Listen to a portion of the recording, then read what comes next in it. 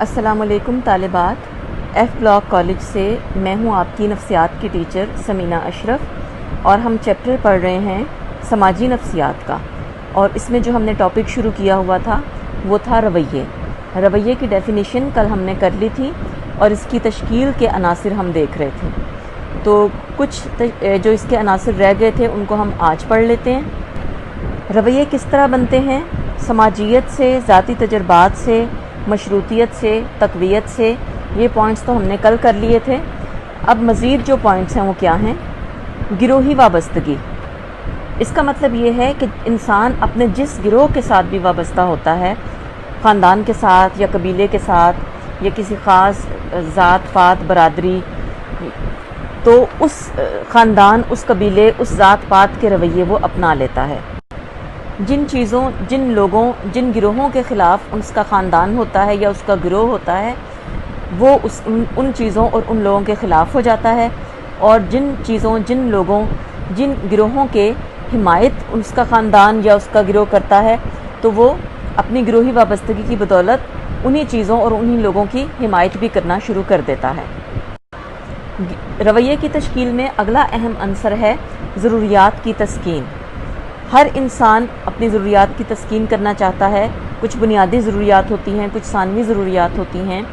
تو ہر وہ چیز، ہر وہ فرد یا گروہ جو ہماری ضروریات کی تسکین کرے، جو ہمارے راستے میں رکاوٹ نہ بنے بلکہ جس سے ہمیں فائدہ پہنچے، ہم اس کے بارے میں اچھا رویہ، مثبت رویہ یا حمایت پر مبنی رویہ اختیار کر لیتے ہیں۔ اور کوئی بھی ایسا شخص یا کوئی بھی ایسا گروہ یا ایسی چیز جو ہماری ضروریات کی تسکین میں رکاوٹ بنے، اس کے خلاف ہم رویہ اختیار کر لیتے ہیں۔ اس کی ایک بہت اچھی مثال یہ ہے کہ جو سیاسی پارٹی ہمیں ضروریات کی تسکین کرتی ہے، جو کہتی ہے کہ آپ حکومت میں آنے کے بعد ہم عوام کو، شہریوں کو ہم فلاں چیزیں دیں گے، ہم ان کی یہ ضروریات پوری کریں گے، اور اگر وہ ضروریات پوری بھی کرے تو اس سیاسی پارٹی کی ہم حمایت کرنا شروع کر دیتے ہیں اور اس کے حق میں رویہ اپنا لیتے ہیں۔ رویے کو تشکیل دینے کی اگلی جو اہم وجہ ہے وہ ہے معلومات، یعنی ہم کیا کچھ جانتے ہیں، ہمارا علم کس حد تک ہے۔ کسی چیز کے بارے میں اگر ہمارا علم زیادہ ہوگا تو اس کے مطابق ہم اس کے بارے میں کوئی نہ کوئی رویہ قائم کر لیں گے، لیکن اگر اس کے بارے میں ہمارا کوئی علم ہی نہیں ہے، ہم اس کو ٹھیک طرح سے جانتے ہی نہیں ہیں، تو ہمارا اس کے بارے میں کوئی رویہ نہیں ہوگا، نہ مثبت ہوگا نہ منفی ہوگا۔ اسی طرح اگر اس کے بارے میں منفی باتیں ہمیں زیادہ پتہ ہوں گی تو ہم اس کے بارے میں منفی رویہ قائم کر لیں گے، اور اگر ہماری معلومات کے مطابق اس چیز میں زیادہ اچھی خوبیاں ہیں، یا وہ ہمارے فائدے کی چیز ہے، یا وہ لوگ ہمارے فائدے کے ہیں، تو ہم ان چیزوں اور ان لوگوں کے بارے میں مثبت رویہ قائم کر لیں گے۔ دوسرے الفاظ میں کسی چیز یا لوگوں کے بارے میں کوئی معلومات ہم تک جو پہنچتی ہے وہ کیسی ہے، اس سے اس بات کا تعین ہوتا ہے کہ ہم اس کے بارے میں کیا اور کیسا رویہ قائم کریں گے۔ اگلا پوائنٹ ہے عصبیت، یعنی تعصب سے کام لینا۔ بعض علاقوں، بعض کلچرز میں تعصب پایا جاتا ہے، اور یہ تعصب وہاں کے لوگوں کے رویوں پر اثر انداز ہوتا ہے، بلکہ دوسرے الفاظ میں تعصب بذات خود ایک منفی رویہ ہے۔ تو جس جگہ پر تعصب موجود ہوگا تو وہاں زیادہ تر رویے منفی ہوں گے۔ اس کے بعد ہے القا یا ایما۔ القا یا ایما دونوں سے مراد ہے کہ دوسرے افراد کا مشورہ، نصیحت یا تلقین کو قبول کرنا۔ ہم کن لوگوں کا القا یا ایما قبول کرتے ہیں؟ اپنے خاندان کے بزرگوں کا، استاد کا، وہ لوگ جن کو ہم ماہر سمجھتے ہیں یا ایکسپرٹ سمجھتے ہیں یا جن کو ہم پسند کرتے ہیں، تو ہم ان کے مشورے کو جب بے چون و چرا مان لیتے ہیں تو اسی طریقے سے ان کے رویوں کو بھی ہم اسی طرح سے قبول کر لیتے ہیں۔ وہ جن چیزوں، جن گروہوں، جن افراد کی حمایت کرتے ہیں، ہم بھی اس القاء کے زیر اثر ان چیزوں، ان لوگوں، ان گروہوں کی حمایت کرنا شروع کر دیتے ہیں، اور اسی طرح اہم لوگ جن چیزوں کی مخالفت کرتے ہیں، ہم بھی ان چیزوں کی مخالفت کرنا شروع کر دیتے ہیں۔ دوسرے الفاظ میں ہم اپنی زندگی کے اہم لوگوں کا القاء یا ایما قبول کرتے ہوئے اپنے رویے قائم کرتے ہیں۔ بچوں، اس کے بعد اگلا ٹاپک ہے رویوں کی تبدیلی۔ رویوں کی تبدیلی اور رویوں کی تشکیل، ان دونوں میں کوئی خاص فرق نہیں ہے، کیونکہ جن باتوں کی وجہ سے رویے بنتے ہیں انہی باتوں کی وجہ سے رویے تبدیل بھی ہوتے ہیں۔ تو آپ دیکھ لیتے ہیں ہم ان کو، ان کے زیادہ تر پوائنٹس جو ہیں وہ ایک جیسے ہیں۔ رویے تبدیل کیسے ہوتے ہیں؟ سب سے پہلے اس کے اندر جو پوائنٹ ہے وہ ہے ذاتی اور صاف۔ ہر انسان کی شخصیت، اس کی عادات، اس کی سوچ کا انداز دوسرے سے مختلف ہوتا ہے، تو اس کے اعتبار سے رویے کو تبدیل کرنے کی صلاحیت بھی مختلف ہوتی ہے۔ آپ خود ہی اندازہ لگائیں کہ ایسا شخص جو کہ ضدی ہوگا یا جو جاہل ہوگا یا جس کا علم محدود ہوگا، وہ اپنے رویے جلدی نہیں بدلے گا، لیکن جو شخص تعلیم یافتہ ہوگا اور جو ہر چیز میں انالیسس سے کام لیتا ہوگا، سوچ بچار سے کام لیتا ہوگا، تو وہ جس طرح رویے بنائے گا، اسی طرح اگر اس کو اندازہ ہوگا کہ میرا یہ رویہ غلط تھا تو اس کو تبدیل بھی جلدی کر لے گا۔ رویوں کی تبدیلی میں اگلا پوائنٹ ہے سماجی تعامل، یعنی لوگوں کا ایک دوسرے سے ملنا جلنا۔ جب لوگ اپنے سے مختلف افراد یا گروہوں سے ان کے ساتھ سماجی تعامل کریں گے، ان کے ساتھ لین دین کریں گے، تو اس کے نتیجے میں ان کے رویے بدلیں گے۔ ممکن ہے کہ وہ کسی ایک گروہ کو پہلے بہت برا سمجھتے تھے، لیکن اس کے ساتھ میل جول کرنے کے نتیجے میں ان کو پتہ چلا کہ یہ لوگ تو بہت اچھے ہوتے ہیں۔ مثلا میرا یہ خیال تھا کہ لاہور کے لوگ زیادہ فرینڈلی نہیں ہوتے، لیکن جب میں ان سے ملی اور میں نے ان کے ساتھ سماجی تعامل کیا تو مجھے پتہ چلا کہ وہ بہت دوستانہ لوگ ہیں، تو میرا رویہ بدل گیا۔ تو اس طرح سماجی تعامل سے لوگوں کے رویے ایک دوسرے کے بارے میں بدل جاتے ہیں۔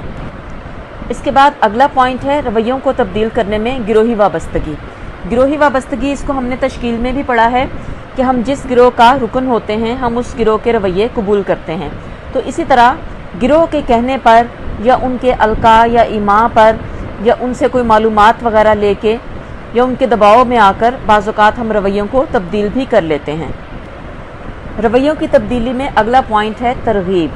ترغیب کا تقریباً وہی مطلب ہے جو ہم نے اس سے پہلے القاء یا ایماء میں پڑھا ہے۔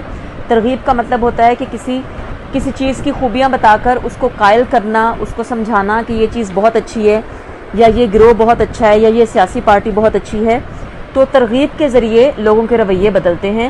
مثلا آپ نے دیکھا ہوگا کہ جب الیکشنز ہوتے ہیں تو سیاسی پارٹیاں اپنی خوبیاں گنواتی ہیں، ان کے جو ایجنٹس ہوتے ہیں وہ لوگوں کو آ کے بتاتے ہیں کہ ان کے اندر یہ خوبیاں پائی جاتی ہیں، یعنی وہ لوگوں کو ترغیب دلاتے ہیں کہ آپ ان کے بارے میں اپنا رویہ بہتر کر لیں اور ان کو ووٹ دیں۔ اسی طرح اشتہار بازی میں آپ نے دیکھا ہوگا کہ اشتہار میں آ کے ایک چیز کی خوبیاں گنوائی جاتی ہیں کہ اس کے یہ فائدے ہیں، تو یہ بھی ترغیب دلانا ہوتا ہے۔ اس کے بعد ہے عزت نفس۔ ایک انسان کی اپنی نظر میں کیا عزت ہے یا وہ اپنے آپ کو کیا سمجھتا ہے، اس پر بھی اس بات کا انحصار ہے کہ وہ اپنے رویے کتنی جلدی تبدیل کرتا ہے۔ مثلا ایک سیدھا سادہ شخص ہے جس کو اپنے اوپر کوئی خاص کانفیڈنس نہیں ہے، اس کا خیال ہے کہ میں صحیح فیصلہ نہیں کر سکتا یا میں ٹھیک طرح زیادہ نہیں جانتا، تو ایسا شخص دوسروں کا اثر جلدی قبول کر لے گا اور دوسرے جو بھی اس کو سمجھائیں گے وہ ان کے اثر میں آ کر اپنا رویہ بدل لے گا۔ اگلا پوائنٹ ہے پیغام۔ رویوں کو تبدیل کرنے میں پیغام کی بہت اہمیت ہوتی ہے۔ پیغام کس طریقے سے دیا جا رہا ہے اور اس کے لیے کیا میڈیا استعمال کیا جا رہا ہے، اس بات کا اثر رویوں پر بہت زیادہ پڑتا ہے۔ مثلا اگر ٹیلی ویژن کے اوپر ایک اشتہار بہت اچھے طریقے سے پریزنٹ کیا جاتا ہے تو لوگ اس کا اثر جلدی قبول کریں گے۔ اسی طرح اگر ایک سیاسی پارٹی اپنا منشور اچھے طریقے سے اور اچھے انداز میں پیش کرتی ہے تو لوگ اس کا اثر زیادہ جلدی قبول کریں گے اور اس کے حق میں اپنے رویے کو اپنا لیں گے۔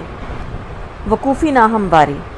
وقوف کا مطلب ہوتا ہے سوچ، اور وقوفی ناہمواری سے مراد یہ ہے کہ کئی مرتبہ ایسا ہوتا ہے کہ ہماری سوچ میں ایک دوسرے کے متضاد باتیں آ جاتی ہیں۔ ایسی صورت میں ہم ایک خاص قسم کی ڈسکمفرٹ کا شکار ہوتے ہیں اور ہم اس وقوفی ناہمواری کو دور کر کے وقوفی ہمواری پیدا کرنا چاہتے ہیں، یعنی اس کوگنیٹو ڈسوننس کو ختم کر کے ہماری یہ رجحان ہوتا ہے کہ ہمارے جو کوگنیٹو جو سٹرکچرز ہیں اس کے اندر کانسوننس موجود ہو۔